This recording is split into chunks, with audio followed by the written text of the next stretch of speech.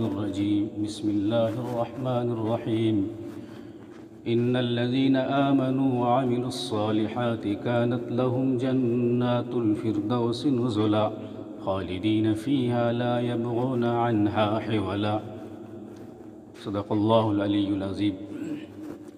حضرات سامعین کرام، ہم مسلمان ہیں، اللہ تعالیٰ نے ہمیں عقل سلیم عطا فرمایا ہے۔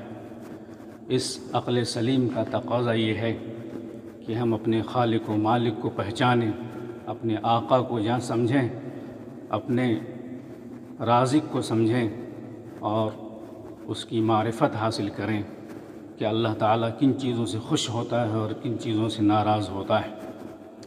اللہ تعالیٰ نے قرآن مجید کے اندر جہاں بے شمار علوم فنون بیان فرمائے ہیں اور جہاں اللہ تعالیٰ نے مومن کی بے شمار صفتوں کو گنایا ہے اور اللہ تعالیٰ نے عقل مندوں کی نشانیاں بتائی ہیں کہ عقل مند کون ہے، مومن کون ہے اور عقل سلیم والے کون ہیں، اللہ تعالیٰ نے قرآن مجید کے اندر فرمایا اور بڑی وضاحت کے ساتھ فرمایا۔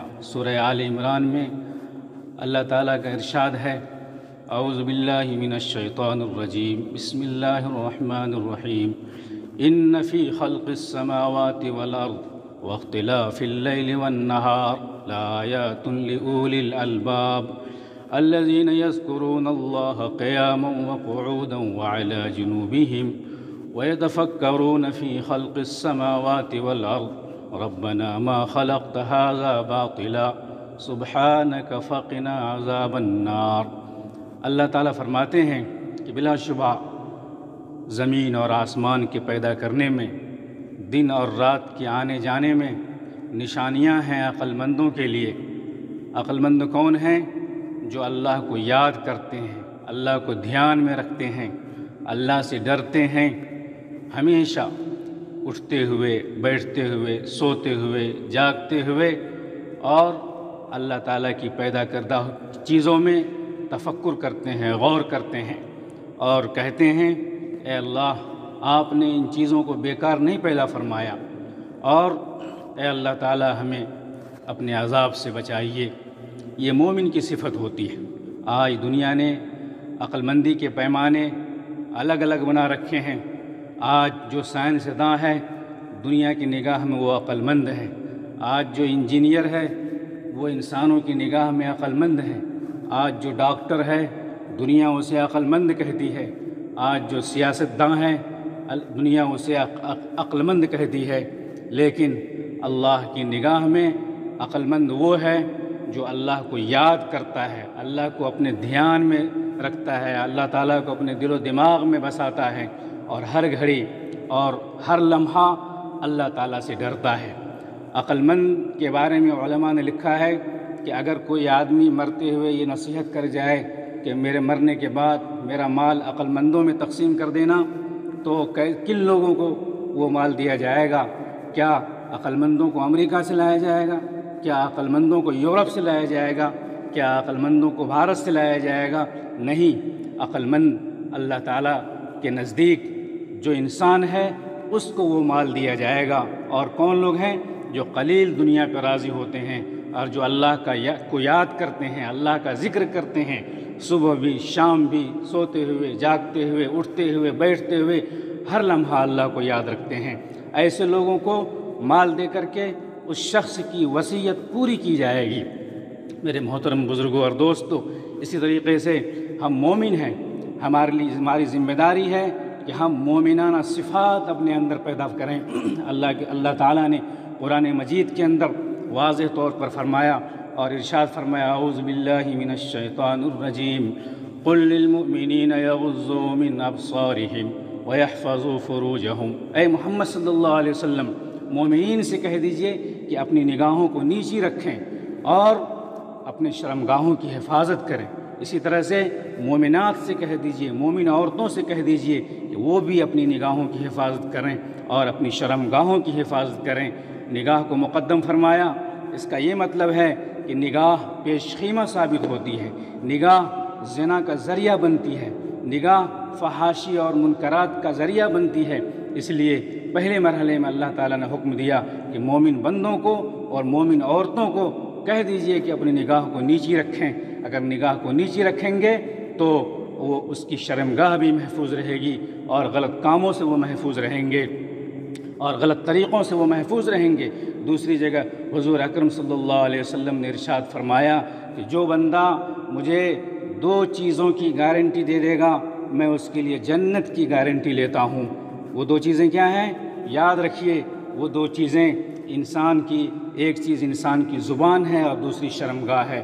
آپ اپنی نگاہوں کی، اپنی زبانوں کی حفاظت کی گارنٹی اللہ کے رسول صلی اللہ علیہ وسلم کو دے دیں، اور اپنی شرمگاہ کی حفاظت کی گارنٹی اللہ کے رسول صلی اللہ علیہ وسلم کو دے دیں، تو یقیناً آپ کو جنت کی گارنٹی حضور اکرم صلی اللہ علیہ وسلم نے دی ہے، آپ جنت میں جائیں گے۔ آپ مومن ہیں، مومن کی صفات سے قرآن مجید بھرا ہوا ہے۔ کہیں اللہ تعالیٰ فرماتا ہے اعوذ باللہ من الشیطان الرجیم انما المؤمنون الذین اذا ذکر اللہ وجلت قلوبهم واذا تلیت علیہم آیاتہ زادتہم ایمانا وعلی ربہم یتوکلون۔ مومن کون ہے؟ جب اللہ کا نام لیا جاتا ہے تو ان کا دل دہل جاتا ہے، مارے خوف کے اور مارے محبت کے اللہ کی یاد میں وہ تڑپ اٹھتا ہے، اور اس کے ایمان میں اضافہ ہوتا ہے، اور وہ نماز پڑھتے ہیں اور وہ اللہ کے راستے میں خرچ کرتے ہیں۔ مومن کون ہے؟ والذین لا یشہدون الزور وَإِذَا مَرُّوا بِاللَّغْوِ مَرُّوا کِرَامًا۔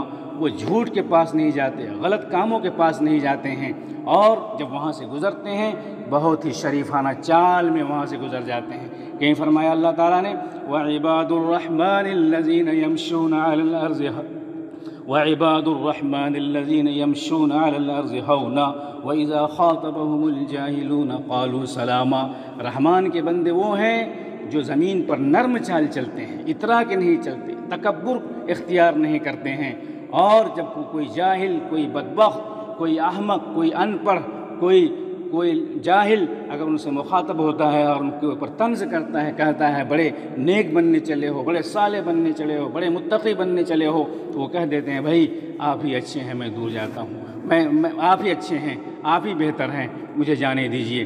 میرے بھائیوں اور دوستو، مومن کو چاہیے کہ دنیا کے اندر قدم اٹھائے تو پھونک پھونک کر قدم اٹھائے، اور نگاہ اٹھائے تو بالکل ہی بہت ہی احتیاط سے نگاہ اٹھائے، اس لیے کہ ہم لوگ اس دنیا کے اندر امتحان گاہ میں بیٹھے ہوئے ہیں۔ یہ پوری دنیا امتحان حال ہے۔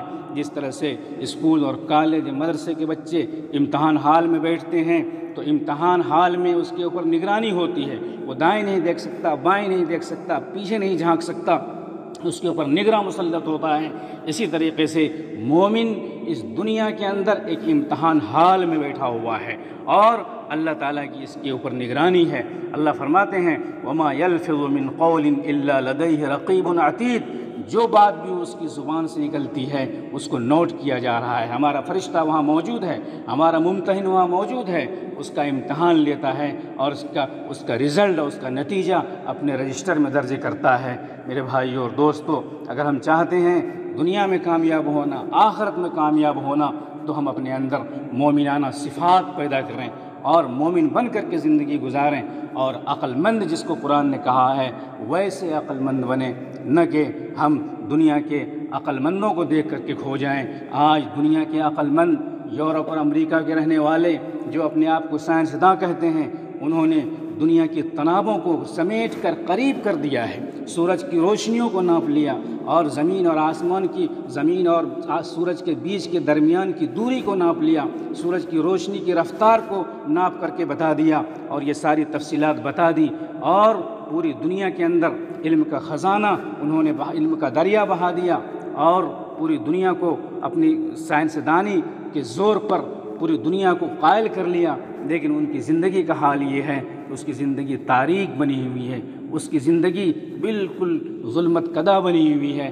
علامہ اقبال نے کہا تھا ڈھونڈنے والے ستاروں کی گزرگاہوں کا اپنے افکار کی دنیا میں سفر کر نہ سکا، جس نے سورج کی شعاعوں کو گرفتار کیا زندگی کی شب تاریک سحر کر نہ سکا، اپنی حکمت کے خم و پیچ میں الجھا ایسا آج تک فیصلہ نفع و ضرر کر نہ سکا۔ آج دنیا کے سائنسداں اور دنیا کے محققین نے سب کچھ کا پتہ لگا لیا، لیکن اس بات کا پتہ لگانا اس کے لیے آج تک مشکل ہے کہ زندگی کی شب تاریخ کس چیز سے سحر ہوتی ہے، زندگی کیسے منور ہوتی ہے، آنکھ کیسے منور ہوتی ہے، کان کیسے منور ہوتے ہیں، دل و دماغ کس چیز سے منور ہوتے ہیں، اس کا پتہ وہ نہیں لگا سکے، اس لیے کہ ان کے پاس یہ قدرت نہیں ہے۔ دلوں کو منور کرنے والی چیز، نگاہوں کو منور کرنے والی چیز، آنکھوں کو منور کرنے والی چیز اللہ تعالیٰ کا قرآن مجید ہے اور حضور اکرم صلی اللہ علیہ وسلم کی حدیث ہے۔ اس لیے ہمارے اوپر ضروری ہے کہ ہم قرآن مجید کی تلاوت کریں، اس کو سمجھیں، اس کو پڑھیں اور دیکھیں کہ مومن کی کون کون سی صفات کہاں کہاں پر بیان کی گئی ہیں اور عقل مند کس کو کہا گیا ہے قرآن میں اور حدیث میں، تاکہ ہم ان باتوں کو اختیار کر کے دنیا میں بھی ہم کامیاب ہو سکیں اور آخرت میں بھی کامیاب ہو سکیں۔ اللہ تعالی ہمیں کہنے سننے سے زیادہ عمل کرنے کی توفیق عطا فرمائے۔ وما توفیقی الا باللہ، آمین۔ وآخر دعوانا ان الحمد للہ رب العالمین۔